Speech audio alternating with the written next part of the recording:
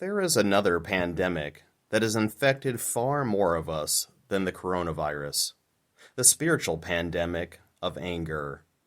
Anger is one of the 7 deadly sins because its mortality rate in the soul is very high. The vaccine for this pandemic of anger is a grace from God called peace. What brings true peace? We have sought peace through an absence of war and striving after justice. Both are very noble pursuits, but do not bring true peace, according to St. Thomas Aquinas. Rather, peace flows when our passions and pursuits aim at God. True peace means we are of one heart, not only in our relationships with each other, but also within our soul. St. Paul experienced the lack of peace. He wrote, "For I do not do the good I want, but I do the evil I do not want. Now if I do what I do not want, it is no longer I who do it, but sin that dwells in me." To understand this, we must focus on what anger looks like. Jesus expressed righteous anger when the temple courtyard was clogged with money changers, leaving no room for Gentiles to seek the true God of Israel. Righteous anger is directed at the right person, a truly guilty party, at the right time, after prayerful reflection, and for the right reasons, to avenge a true wrong or offer correction, never to do harm. Anger becomes a sin when it turns to wrath. We lash out at the wrong people at the wrong times for the wrong reasons, and bring further harm and division rather than correction. Here are the symptoms of wrath. We feel perpetually irritable and fly off the handle. We ruminate about old wounds. Our prayer feels impeded, and we don't seek reconciliation, but want to be right or avenged. We uncharacteristically express vulgar words, ill thoughts, or even curse God.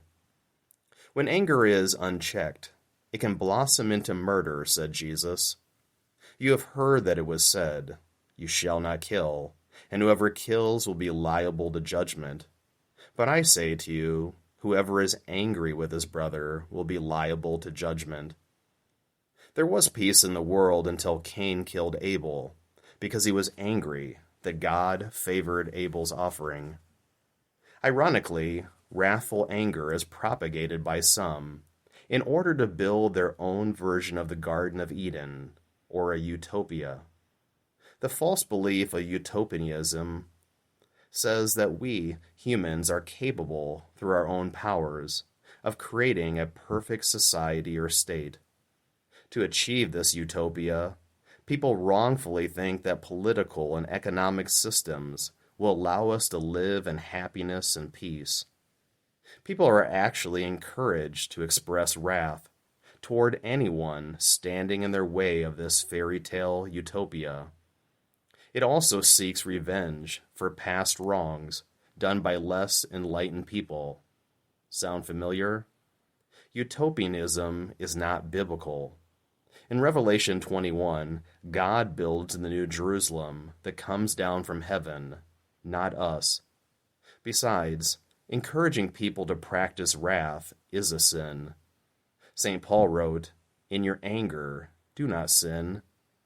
It is also false to believe that our successes and failures, or our sense of happiness and peace, are determined by forces outside of us, rather than within. This perpetuates a culture of victimhood and division. I'm not trying to downplay actual victims of crimes or abuse, but according to this mindset, if we are not happy and at peace, we need to find someone or something to blame. This view also equates other opinions with evil motives, thus spreading more wrath. Do we see this in our politics, news, and social media today? The church father Origen said, "Where there is division, there is sin." Plenty of saints were actual victims of persecution, but they found happiness and true peace. What was their secret? St. Augustine answered, "Our hearts are restless until they rest in you, O God."